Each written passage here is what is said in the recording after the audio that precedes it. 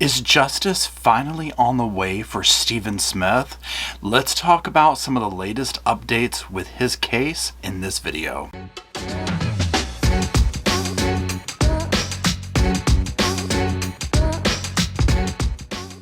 Hello Sofa Squad and welcome back to the sofa. That's the sofa behind me. That's Roscoe behind me. My name's Paul.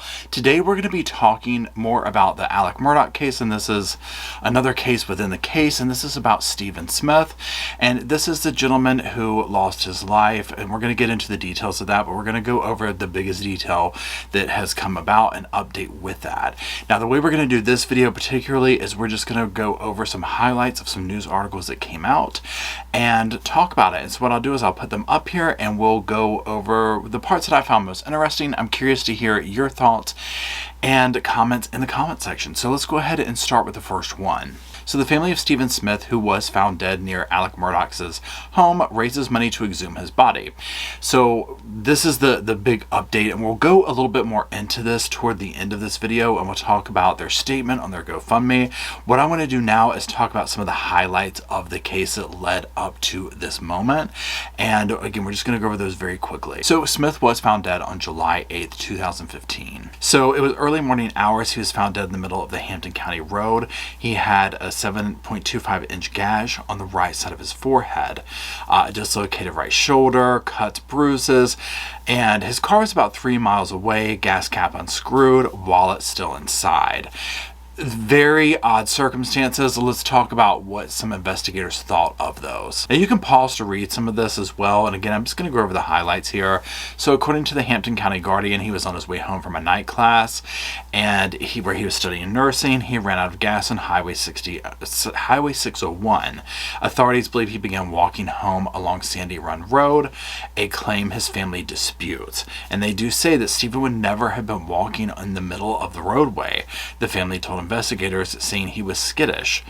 Smith's mother, Sandy, later reiterated the same point to the Hampton County Guardian. "I just don't believe my son would have been walking in the middle of the road like that," she said. Not only does she believe that, but there's also evidence that points to the contrary, that he was randomly just walking in the middle of the road and got hit by a car. So his death was ruled as a hit and run. So even though the initial belief was that his head injury was the result of a gunshot wound, it was eventually ruled as a hit and run by Dr. Aaron Presnell at the Medical University of South Carolina. Now it goes on to quote the autopsy. "In light of historical information and the autopsy findings, it is the opinion of the pathologist that the descendant died as the result of blunt head trauma sustained in a motor vehicle crash in which the descendant was a pedestrian struck by a vehicle." The article goes on further to say that the highway patrol officers were apparently skeptical of this hit and run ruling from the beginning. Now it says that Dr. Presnell reportedly told one of the officers that no glass fragments or any other evidence from a motor vehicle were found on Smith.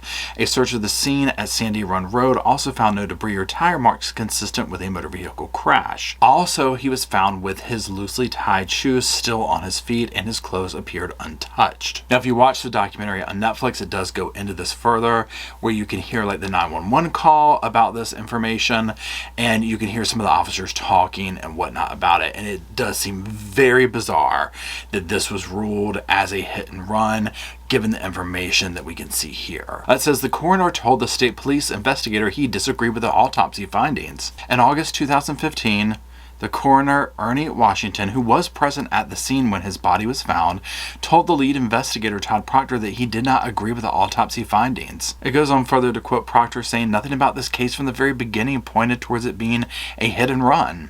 And he continued, as in any investigator, you go off of the evidence. There was no evidence that pointed towards this being a hit and run or a motor vehicle even being involved in it. It looked like it was more staged, like possibly the body had been placed in the roadway. And doesn't that just seem like such a theme in all of these cases? Now, before we go into this next one, y'all, we are slapping allegedly all over this, because at the end of the day, none of this has been proven. This is hearsay. This is rumor mill, that kind of a thing. Now, and again, I'm not there, anyone lived there, right? So I don't know any of this myself, right? So I'm not even trying to claim this. I know as much as the next Sofa Squad member knows, okay?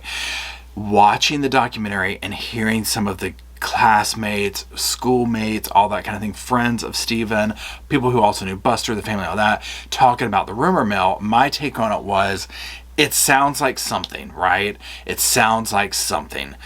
There's too much ties of the Murdaugh name going in there with that, but also when you have a family that's notorious, their name is going to be in the rumor mill no matter what. So I'm of the thought of belief of some things are going to be real, some things are not going to be real. That's why I think this update is so important, because it's like we need a fair slate to make that decision, though. And I don't think like that was given to Stephen.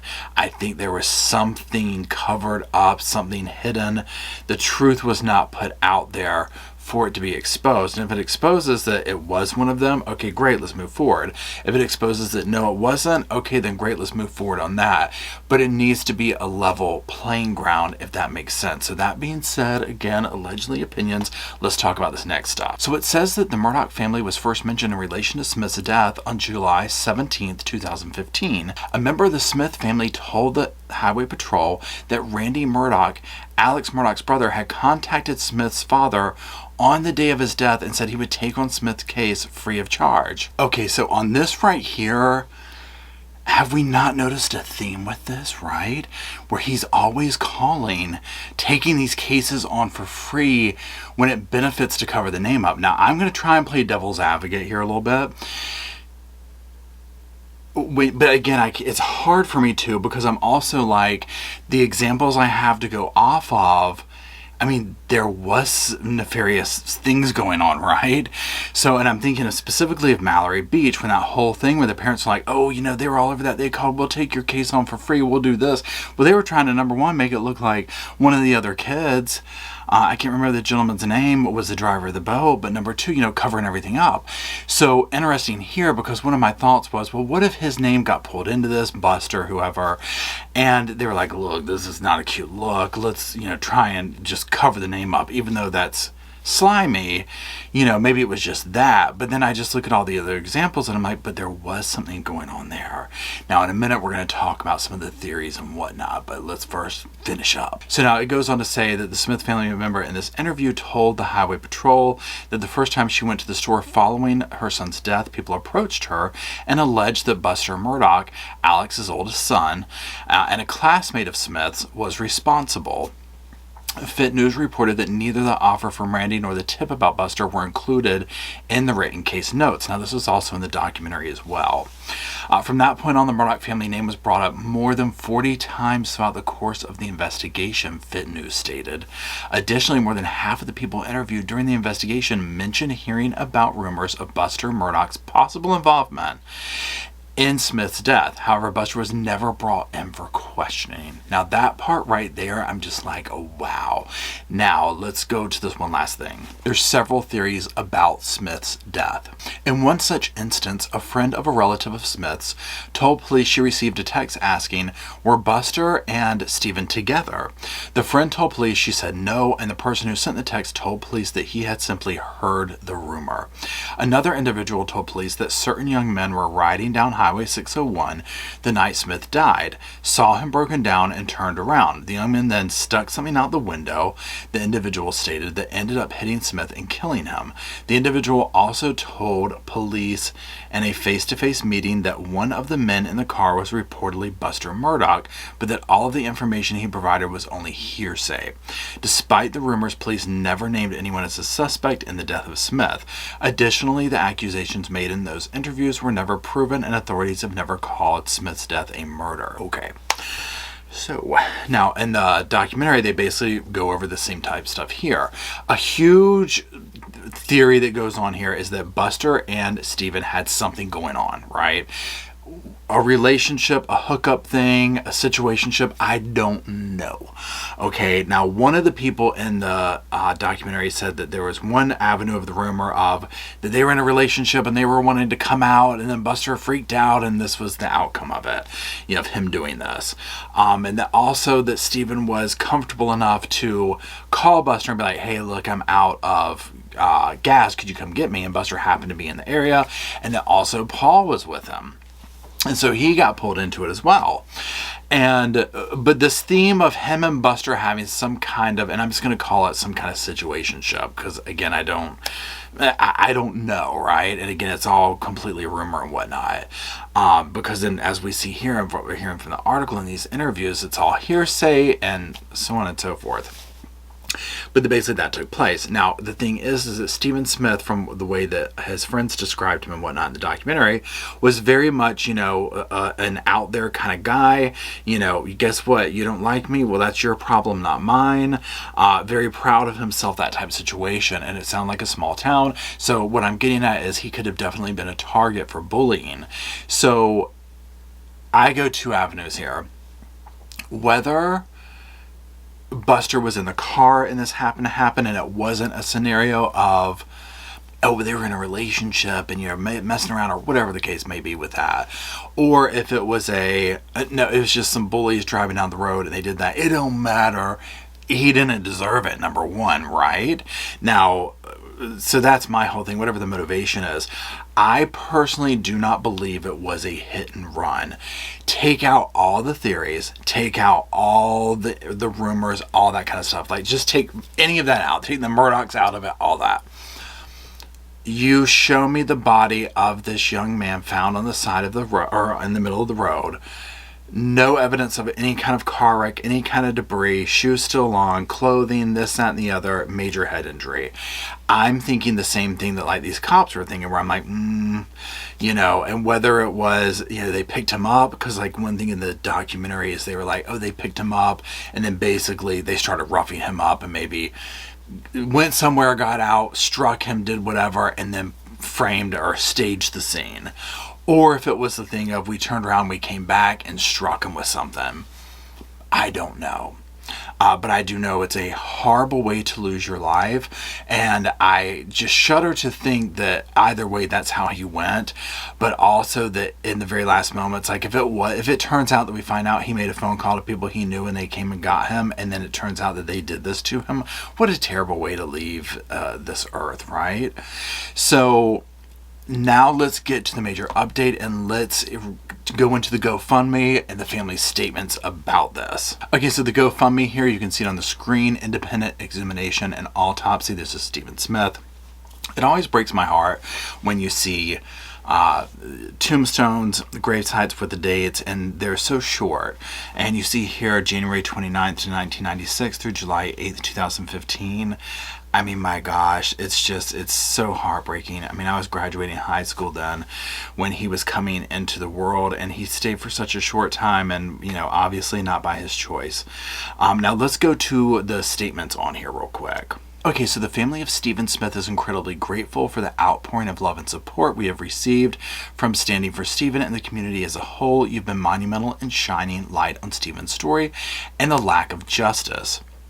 And they say we feel it's critical to seek a new goal, an independent exhumation and autopsy, and we're launching Justice for Stephen Smith with that immediate goal in mind. While the state can't elect and fund an exhumation and new autopsy, it is our understanding that it would be carried out at MUSC, where his death was initially classified as hit and run despite no evidence to support it. Okay, side note, 100% I agree with them. I would not want my child, or anyone for that matter, going back to the same place that did this to begin with, right? I'm like 100% with you there. We need a new unbiased look at his body and an accurate determination of his cause of death based on facts. There was no debris in the road, and his injuries were not consistent with a hit and run. I mean, amen, right? We have learned that an independent autopsy will be approximately $7,000. In addition, a private medical examiner must be present from the start of the examination through the examination period at a cost of approximately $750 an hour. My gosh. It's a huge expense, but we are hoping that your support can make this happen and finally get the answers we need. If you can give, we thank you for your generosity. If you cannot give, we would appreciate you sharing and praying for justice for Stephen. We believe 2023 is Stephen's year. Thank you again for your love and support. So obviously with this update that, he's being exhumed, this is major, right? And I do think that getting an independent autopsy is the only way to do it. Because now that all of this, the tables have turned in this town, right? And it's almost, I mean, it's not almost like, I mean, the checker pieces have fallen, right? I mean, it's just this family is no longer in power the way they were. The stronghold that they had on the community, on the law enforcement and the legal system. So situations like this, if there was something to be hidden, it needs to come to light now. And this is the next step, because again, I agree. I mean, none of this evidence is there. And the people who were initially on these scenes and doing this were like, this doesn't make any sense. So this is the beginning stages of that. And I'm just going to go ahead and kind of guess here that they're going to find that this was not a hit and run. It'll be very interesting to see what a non-biased opinion brings about his injuries and whatnot. Obviously, it's been a minute since this happened, and, you know, there's that. And again, the cost of this stuff is just absolutely insane. But I hope it's a step towards justice. And again, you know, I just want to reiterate that all the theories and whatnot about whether Buster's involved or Paul or others, you know, it's all alleged to this point. But it will be very interesting to see how this plays out and to see if at least, you know, because his name was brought up so much, I mean, can we get him questioned on this? I mean, just in general. I mean, I think if this was anyone else, right, and this took place, and someone's name was brought up so much, even if it wasn't brought up that much and you just knew the person, it's like, well, can we, you know, maybe you know something about them. I mean, it needs to happen, right? And hopefully that will. So that's it. Let me know your opinions down in the comment section. Thank you for watching, and until we gather around all this stuff here and that purple wall back there, I'll see y'all soon.